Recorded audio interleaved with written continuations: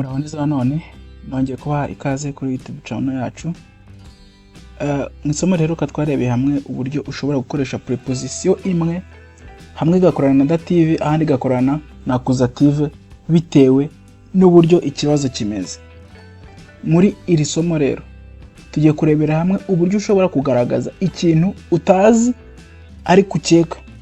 Yego, mu Kinyarwanda turabigira, hari ukuntu ushobora kubazwa ikibazo ariko ukaba utakizi neza ariko hari uburyo ugikekamo.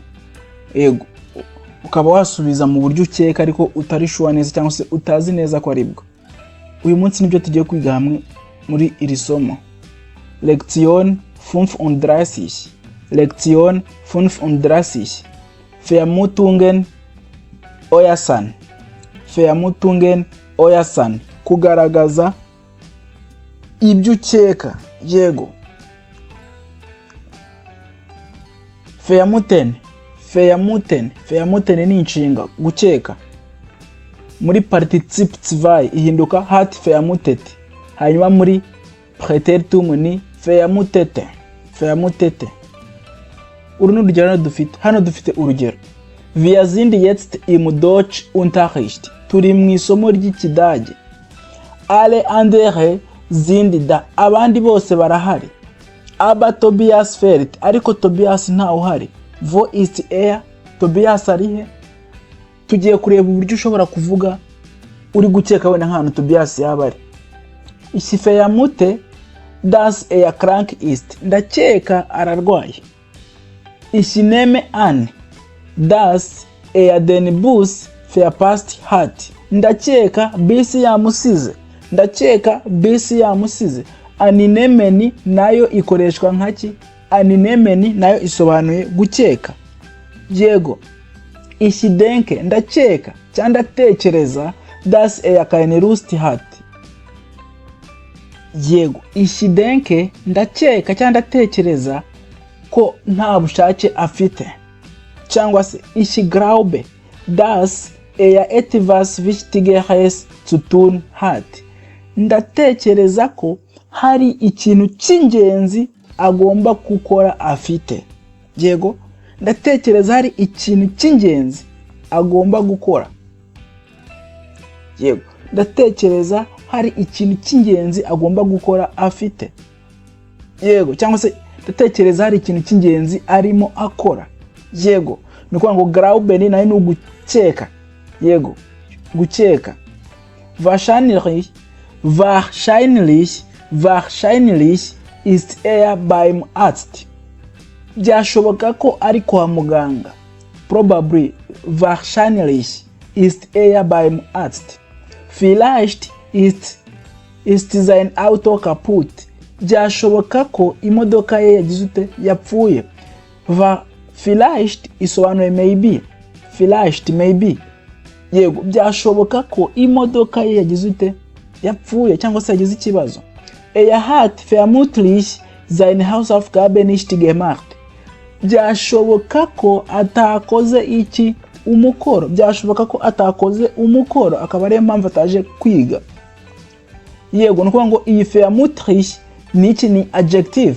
Ni adjective iva kuri inshinga vermuten, gukeka. Yego, iyi vermutlich isobanura n'ubundi probably. Es kann sein, byashoboka ko dass er ein Interview hat. Byashoboka ko afite interview cyangwa se Vorstellungsgespräch. Ni interview ariko no mu Kidage bajya bakoresha interview iri jambo bisanzwe. Ariko nyirizina Ikidage nyirizina ni Vorstellungsgespräch. Vorstellungsgespräch niyo interview. Ariko n'ubundi naryo bararikoresha bisanzwe interview. Es kann sein, byashoboka ko afite interview. Es kann sein, dass er eine Interview hat. Er wird wohl noch am Schlafen sein. Er wird wohl noch am Schlafen sein. Byashoboka ko agize ute? Byashoboka ko akiryamye. Ni ukuvuga ngo inshinga werden iyo uteranyijeho na wohl ugashyiraho infinitive, ni ukuvuga ngo ni werden. Yego, werden uteranyijeho wohl hanyuma inshinga ukayishyira am ende iri muri infinitive. icyo gihe iyo nteruro ibigize ute ibisobanuye ko uri mukeka. Icyo gihe iyo nteruro ibisobanuye ko uri gukeka, ntabwo buri sure neza ibintu uri kuvuga. Very then iyo uteranije kano kajambo ka vol ugateranyaho n'inshinga muri infinitive iri ku musozo w'interuro, icyo gihe iyo nteruro yose ibe igaragaza ko uri gukeka. Er wird wohl noch am Schlafen sein. Byashoboka ko agize ute akiryamye. Yego. Situation 2. Ahandi hantu ha kabiri. Ich komme nach Hause, aber meine Frau ist nicht da. Wo ist sie? Ngeze mu rugo ariko umugore wanjye ntaho uhari. Ari hehe? Wo ist sie? Ari hehe? Ich vermute, dass sie einkaufen gegangen ist. Ndakeka yagiye guhaha. Ich nehme an, dass sie mit dem Auto unterwegs ist. Ndakeka ari mu nzira n'imodoka. Ich denke, dass sie bei Nachbarn ist. Ndakeka ari ku baturanyi. Ich denke, dass sie beim Friseur ist. Ndakeka yagiye kwiyogoshesha ari ku mukwaferi.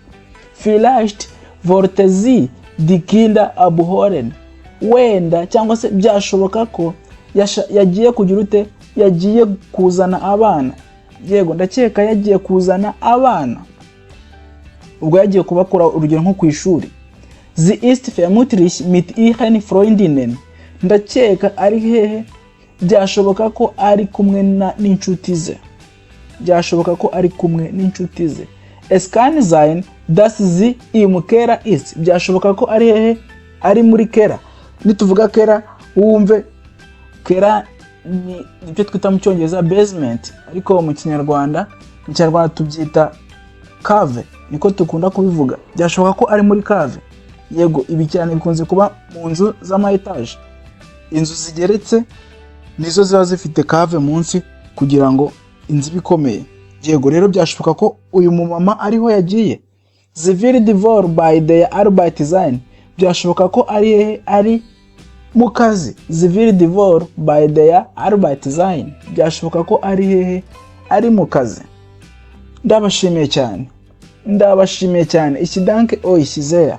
Mukande subscribe, hanyuma musangize inshuti zanyu zino video nimba ari ingenzi, kandi mukomeze kwandika hasi muri comment ibyifuzo, ibibazo n'ibitekerezo kugira ngo turushe kwiga Ikidage neza mu Kinyarwanda cyacu twumva.